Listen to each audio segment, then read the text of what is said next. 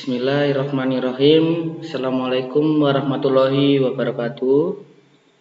Jadi anak-anak, motivasi kedatangan bangsa-bangsa Eropa di Indonesia itu ada 4. Ya. Yang pertama yaitu perkembangan ilmu pengetahuan dan teknologi. Nah, perkembangan ilmu pengetahuan dan teknologi ini kalau di Eropa itu sangat maju dibandingkan dengan negara-negara di Asia.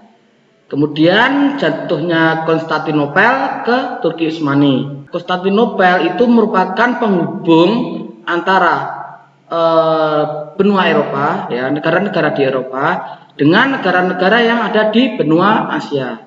Kemudian yang ketiga yaitu tentu saja mencari rempah-rempah. Kenapa mencari rempah-rempah? Karena di Eropa musimnya itu tidak cocok untuk ditanami rempah-rempah. Kebanyakan di Eropa itu musimnya dingin, ya. Makanya rempah-rempah di sana itu sangat mahal. Keempat itu ada semboyan gold, glory, dan gospel. Gold yaitu emas atau mencari kekayaan. Kemudian ada glory, ya. Glory itu lebih mementingkan kekuasaan. Kemudian dan gospel. Gospel itu menyebarkan agama. Tentu saja agamanya itu agama Nasrani. Proses kedatangan bangsa-bangsa Eropa di Indonesia.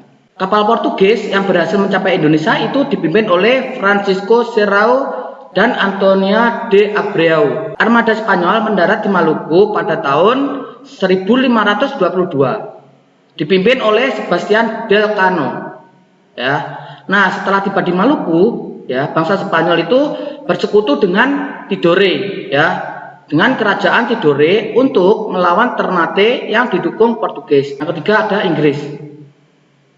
Nah, rombongan Inggris ini tiba di Maluku pada tahun 1577 di bawah pimpinan Francis Drake. Terakhir ada Belanda, ya, tentu saja negara Belanda, ya, menjajah paling lama di Indonesia, 3,5 abad, ya, atau 350 tahun. Nah, armada Belanda pertama kali tiba di Banten pada tahun 1596 di bawah pimpinan Cornelis de Houtman. Nah, rombongan kedua Belanda, ya, yang dipimpin oleh Jacob van Eyck, ya, berhasil membangun hubungan dengan Banten. Seperti itu. Oke, selanjutnya masa kekuasaan VOC, ya. Kalau kita berbicara tentang Belanda pasti tidak lepas yang namanya dengan VOC, ya. Nah, kita akan membahas tentang masa kekuasaan VOC. Nah, tujuan pembentukan VOC yaitu yang pertama membantu keuangan Belanda, kemudian menyaingi pedagang dari bangsa lain, ketiga menjalankan pemerintahan sebagai wakil pemerintahan Belanda di Hindia Timur. VOC itu mempunyai hak istimewa. Hak istimewa seperti apa? Yaitu hak oktroi, ya. Nama lainnya hak oktroi. Nah, apa sih hak oktroi itu? Nah, kita bahas satu persatu. Hak oktroi yaitu hak istimewa yang pertama yaitu hak mencetak uang, ya. Jadi VOC itu dengan leluasa bisa mencetak uang, ya. Kemudian hak memelihara angkatan perang. Jadi selain mencetak uang, ya, Belanda itu juga bisa membuat angkatan perang, ya, untuk kepentingan VOC sendiri atau untuk kepentingan Belanda. Kemudian yang ketiga yaitu hak memerintah daerah yang diduduki. Pajaknya itu yang mengatur itu juga dari VOC, pajak besarnya berapa, seperti itu. Ada hak melakukan monopoli perdagangan rempah-rempah. Tentu saja petani harus menjual hasil tanaman, ya, kepada Belanda dengan harga yang murah. Kemudian Belanda memonopolinya harganya. Nah, rempah-rempah yang dibeli dengan harga murah dijual lagi di Eropa dengan harga yang sangat mahal. Bahkan kopi itu sangat mahal harganya di Eropa. Karena kebanyakan di Eropa tadi yang saya jelaskan tadi karena musimnya dingin. Kebijakan dari VOC. Yang pertama ada Hongi Tokten, ya. Apa Hongi Tokten? Yaitu pelayaran pantai untuk mengawasi pedagang Maluku agar tidak menjual rempah-rempah kepada pedagang lain. Kemudian ada ekstirpasi, menebang tanaman rempah-rempah yang diproduksi secara berlebihan. Kemudian ada kontingenten, Ya, apa sih kontingenten itu? Yaitu kewajiban rakyat membayar pajak dalam bentuk hasil bumi. Kemudian ada Verplichte Leverantie, ya, kewajiban rakyat menyerahkan pajak berupa hasil bumi. Kemudian yang terakhir ada Prenger-Stelsel, ya, Prenger-Stelsel. Ya, jadi yaitu kewajiban menanam kopi bagi rakyat Priangan. Ya, ini khusus daerah Priangan. Kemunduran VOC. Kenapa sih VOC itu mengalami kemunduran? Hanya korupsi di tubuh pemerintahan, ya. Korupsi pada saat VOC itu merajalela. Karena apa? Karena kurangnya pengawasan dari atasan.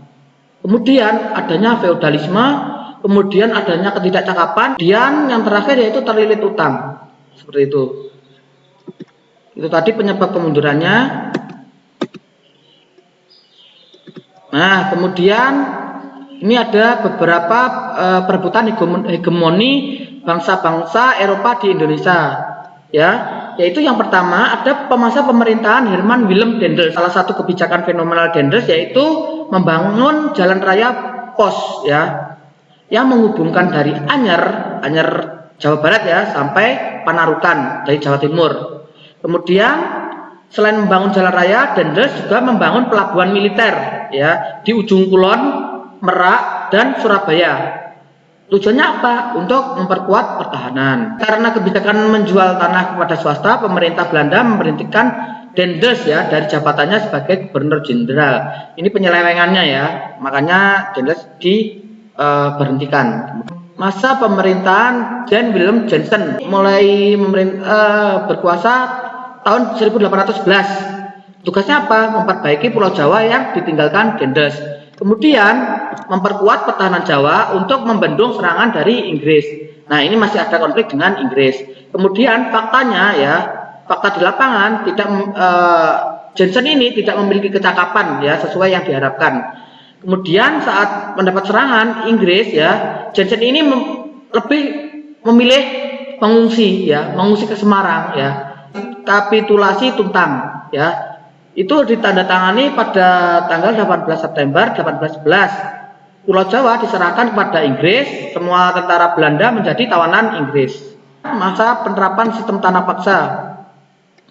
Sistem tanah paksa itu dicetuskan oleh Johannes van den Bos. Kebijakan tanah paksa mulai diberlakukan pada tahun 1830 serta difokuskan pada peningkatan produksi tanaman, ya, yang laku di pasaran internasional seperti kopi, kemudian tembakau, tebu, teh, dan nila. Kemudian bagi Belanda, pelaksanaan tanam paksa mendatangkan keuntungan.